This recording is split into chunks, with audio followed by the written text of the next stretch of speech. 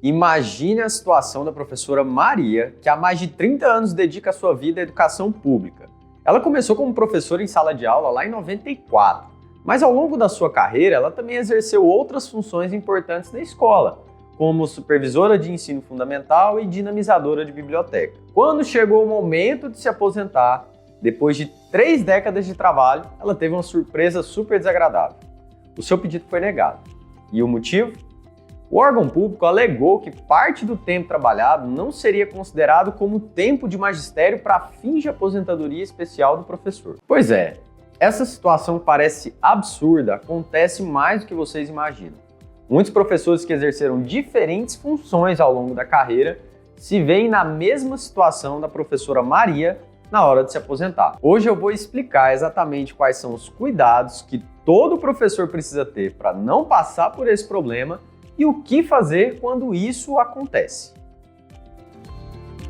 Meu nome é Eurípides Souza, sou advogado e sócio aqui do LDS Advogados. Tenho mais de 10 anos de experiência defendendo especificamente os direitos dos servidores públicos. E esse vídeo faz parte da nossa missão de empoderar você, professor, com informação sobre os seus direitos, para que você não seja pego de surpresa quando chegar a hora da sua aposentadoria. E se você quer continuar por dentro dos seus direitos como servidor público, já se inscreva no nosso canal agora e não deixe de curtir esse vídeo e compartilhar com seus colegas professores, porque essa informação pode fazer toda a diferença na vida profissional de vocês. Bom, você com certeza já sabe que os professores e as professoras têm direito a uma aposentadoria especial, com idade mínima e tempo mínimo de contribuição menores do que os trabalhadores em geral. Só que para ter esse direito a essa aposentadoria, o professor precisa exercer efetivamente o que a legislação chama de funções de magistério. E antes da gente continuar, se você quiser saber exatamente quais são os requisitos para a aposentadoria dos professores, a gente já tem vídeo aqui no canal tratando de tudo, como era antes da reforma, como ficou depois. E eu te convido a ir lá assim que esse vídeo terminar. O link vai ficar na descrição. Voltando, como eu disse, para entender esse problema todo, a gente precisa primeiro saber o que a lei considera como funções de magistério. Isso está definido lá no artigo 67, parágrafo 2º, da Lei de Diretrizes e Bases da Educação, a famosa LDB. Segundo essa lei, são consideradas funções de magistério aquelas exercidas por professores e especialistas em educação no desempenho de atividades educativas quando exercidas em estabelecimento de educação. Mas aí a lei vai além. Ela inclui não só o exercício da docência propriamente dita, que é a regência de classe, mas também as funções de direção de unidade escolar, a de coordenação e assessoramento pedagógico. Normalmente a gente não vê muito problema na hora de enquadrar funções de direção e coordenação como funções de magistério. Mas o vilão todo da história é o tal do assessoramento pedagógico. Afinal, esse termo ele é bem amplo, não é mesmo? E a lei não define especificamente o que seria esse assessoramento pedagógico. E é exatamente aí que mora o problema. É nessa brecha que muitos órgãos públicos acabam interpretando de forma restritiva, excluindo funções que na verdade deveriam ser consideradas como de magistério. E assim acabam prejudicando injustamente muitos professores e professoras. Voltando ao caso da professora Maria, que eu mencionei no início, vejam só o que aconteceu com ela. Durante a sua carreira, ela exerceu a função de supervisora de ensino fundamental do 6º ao 9º ano, onde ela se dedicava à orientação pedagógica, ao planejamento educacional e ao assessoramento dos docentes. E mais recentemente, ela também trabalhou como dinamizadora de biblioteca, incentivando a leitura e desenvolvendo as habilidades de pesquisa dos estudantes. Pois bem, na hora da aposentadoria, a secretaria diz que essas funções que somadas acumulavam mais de 8 anos não seriam consideradas como de magistério, argumentando que essas funções seriam meramente administrativas e burocráticas. Mas será que isso está correto? Claro que não.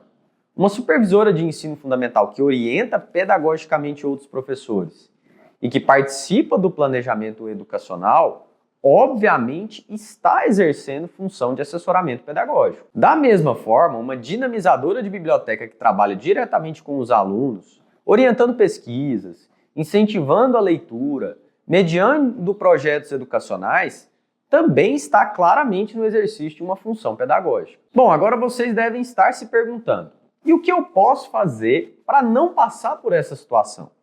Eu vou dar algumas dicas muito importantes aqui. Primeiro, antes de assumir qualquer função diferente da regência de classe, é fundamental que você se informe sobre qual é a interpretação do seu órgão ou da sua secretaria sobre aquela função específica.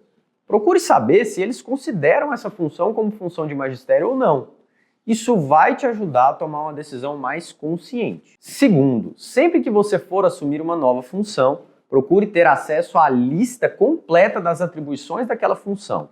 Esse documento é fundamental porque é ele que vai definir exatamente quais são as suas responsabilidades. Se a lista de atribuições mostrar que você vai desenvolver atividades educativas, de orientação pedagógica, de assessoramento a outros professores ou de trabalho direto com alunos, isso fortalece muito o argumento de que se trata de função de magistério. Terceiro, e isso é muito importante, seja precavido e guarde provas de tudo que você faz. Documente as suas atividades. Se você desenvolve projetos com alunos, guarde os registros.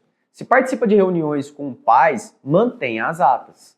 Se ministra capacitações para outros professores, tenha os certificados e os materiais.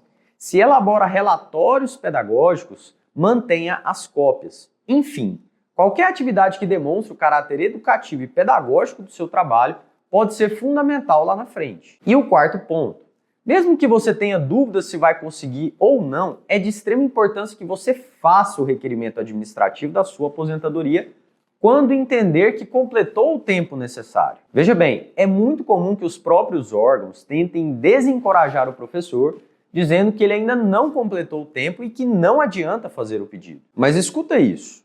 Para levar a questão ao judiciário, você precisa da negativa administrativa em mãos. É nessa negativa que o órgão vai especificar exatamente qual período não foi considerado como de magistério e qual foi a função que foi exercida nesse período. Sem essa informação detalhada, fica muito difícil contestar judicialmente. E por falar em contestação judicial, as chances de êxito costumam ser boas, desde que você tenha reunido as provas adequadas. O ônus de comprovar que determinada função é de magistério é sua, do professor. Por isso, a importância de guardar toda essa documentação que eu mencionei. A análise judicial ela é sempre feita caso a caso. O juiz vai verificar a lista de atribuições da função que você exerceu, vai analisar as provas que você produziu das atividades desenvolvidas e vai decidir se aquela função se enquadra ou não no conceito de assessoramento pedagógico ou nas outras modalidades de função de magistério. O caso da professora Maria que eu trouxe hoje é real, eu apenas mudei o nome para preservar a privacidade dela. Mas casos como esse não são exceção, infelizmente são mais comuns do que deveriam ser. A boa notícia é que com os cuidados certos e as provas adequadas, é possível reverter essas situações. A questão central aqui é que muitos órgãos públicos fazem uma interpretação muito restritiva do que seriam as funções de magistério, especialmente quando se trata do tal do assessoramento pedagógico. Mas a verdade é que a educação vai muito além da sala de aula. O professor que coordena outros docentes, que orienta alunos na biblioteca, que supervisiona o processo educacional ou que desenvolve projetos pedagógicos, está sim exercendo função de magistério e tem o direito de ter esse tempo computado para a sua aposentadoria especial. Esse tema é de extrema importância para todos os professores da rede pública, porque pode fazer toda a diferença entre conseguir ou não a aposentadoria no tempo correto.